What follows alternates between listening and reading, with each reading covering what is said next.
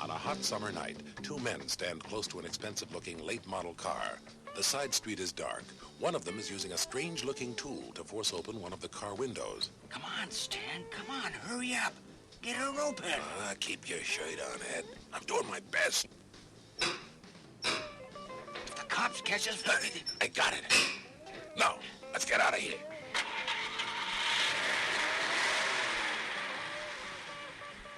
Sticking to the side streets, Ed and Stan drive their prize to what looks like an old deserted garage. Ed gets out of the car and raps on the garage door.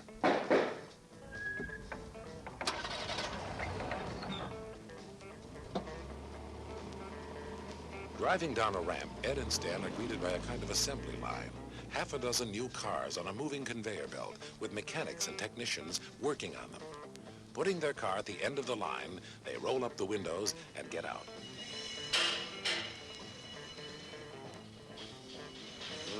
No matter how many times I see them do it, it's still hard to believe, Ed. You mean the way they change these cars, Stan? Yeah. In an hour, they can change the way a car looks so the owner would never even know it was his. You're right. They change the upholstery, the paint job, even the make and model. Some setup, huh? Now, let's go see the big man and get our bread. I don't know, Ed. He said for us to wait till he called. He ain't gonna like it if we bust in on him. You let me worry about that, Turkey. We need that bread now, and I'm not waiting. Making their way carefully through dark streets and alleys, Ed and Stan found themselves standing at the back entrance to a restaurant. They walked through the kitchen and up a flight of back stairs. Stopping at a door, they rapped and were let in by an armed man who searched them for weapons. We want to see Mr. Dominic. Yeah? Maybe he don't want to see you.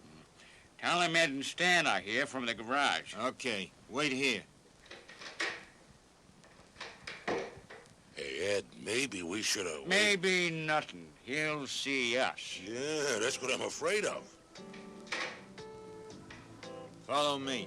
Ed and Stan followed their guide into the private office of Mr. Dominic, prosperous restaurant owner and head of organized crime in the city as well. A large, powerful man in his 50s, Mr. Dominic's dark face was set in an angry frown. You two were told to wait at the garage. I told you never to come here. Why are you here?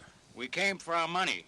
We stole 12 cars this week at $200 apiece. That's $2,400 you owe us. You cheap punks. For such chicken feed, you endanger my whole stolen car operation?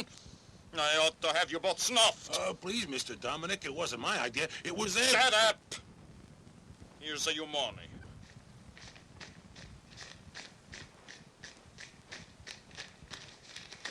Such small change I carry in my pocket. Gee, thanks, Mr. Dominic. I'm not finished, punk. Come here again on your own. And it's curtains. Understand? We understand. Don't we, Ed? You'll take your orders from Harry at the garage. You'll get your money from him at the end of every week. Now get out of here. I'll send for you when I want you. Now get out! Ed and Stan left in a hurry and went back to their cheap rooming house. Meanwhile, at police headquarters, undercover Detective Baretta was talking to his superior officer. I tell you, boss, I know Dominic's at the bottom of all these here car thefts. Can you prove it, Baretta? Not yet, boss, but there's been a lot more action lately. That means they're loaded with cars to sell. So, I figure it's time for a big-time car buyer from the East to show up. What's your plan, Baretta? Simple. I'll take a fancy hotel room, put the word out on the street, and let them come to me. I'm gonna need some fancy new threads, too, boss. If I don't dress like a big-time operator, they won't buy me. I don't know, Baretta. Every time you come up with one of these schemes, it costs the city a lot of money. Yeah, but I get results, don't I? A week later, the car thieves take Baretta's bait, and he's brought to the car ring's secret garage. As luck would have it, Ed and Stan arrive at the garage to collect their money for the week. Stan gets one look at Baretta. He ducks down behind the car and pulls Ed down with him. That guy talking to Harry. Ed, look. Yeah, I seen him. It's that undercover cop, Baretta. The one who busted us 2 years ago. Let's tell Harry. No, the place could be already surrounded by cops. Our best bet is to get back to Dominic. But he said he'd snuff us. Not if we save his hide, Turkey. Come on. Now move quiet. Ed and Stan hurried away and returned to Mr. Dominic's restaurant.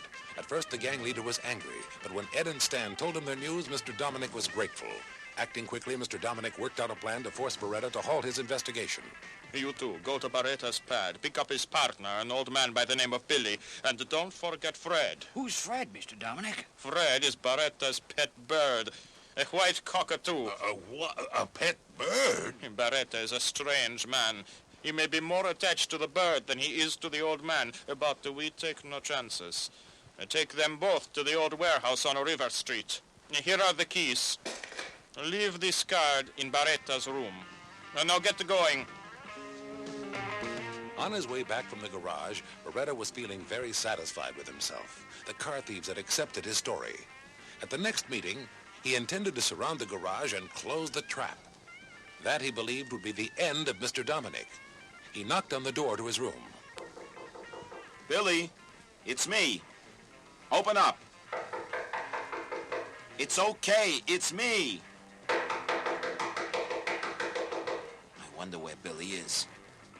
I'll just let myself in. What the? My pad's been tore up. Billy! Baretta's eye caught sight of a business card on the table.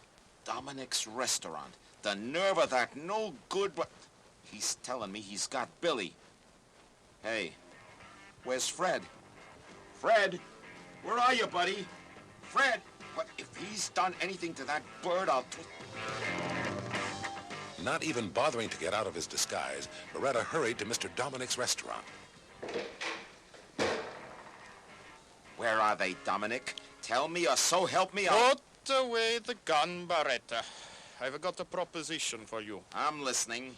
I need 24 hours to move my garage operation. Make no moves for 24 hours, and I release the old man and the bird. Move in on the garage before then, and that's the end of both of them. I promise you, Baretta. How do I know you won't snuff them anyway? You'll just have to trust me. In any case, you have no choice. Okay. Okay, you win this time, big man, but I'm gonna get you. You're gonna take a fall, I swear. Maybe, Baretta, but not this time. Trying desperately to find where Billy and Fred had been taken, Baretta hits the streets. Hey, Rooster! Rooster! If it ain't the fuzz! Oh, I gotta go, man. I got a previous engagement. Oh, no, you don't. Come on, give. Where's Billy and Fred? Get off my back, Baretta. I can't tell you. Dominic will wipe me out. And I'll wipe you out if you don't tell me. Okay. Don't get exercised. They're at the old warehouse on River Street. They better be. Arriving at the old warehouse a few minutes later, Baretta climbed silently to the roof. Through a dirty skylight, he could see Billy and Fred, safe and well, as two hard-looking men played cards at a nearby table. Pulling out his gun, Baretta braced himself and jumped through the skylight. Reach, you two. Oh, Baretta. I was never so glad to see him alive. That's mutual, partner. You too, Fred, baby. There's some rope in that corner. Tie him up, Billy, while I phone the boss. Right. Hold still, you apes. In short order, Baretta reached his boss. You can go ahead with that raid on the garage, boss. They're both okay. Both? Oh, you mean the bird? Oh, ain't you got any finer feelings, boss? Got the comedy, Baretta. What about Dominic? Well, we'll close down his operation, but I don't think we can nail him on this one, boss. If I know him, he's already sent anybody with real information out of town. Chances are the fish we'll catch are nothing but small fry. They won't know enough to put the big man away. Too bad, Baretta. I know you worked hard on it, and you did a good job in breaking up this stolen car ring. Maybe, but I won't be satisfied till I nail that crumb. Anybody who'd kidnap an old man and a bird, Oh, it's okay, Fred. It's okay. We're going home, baby.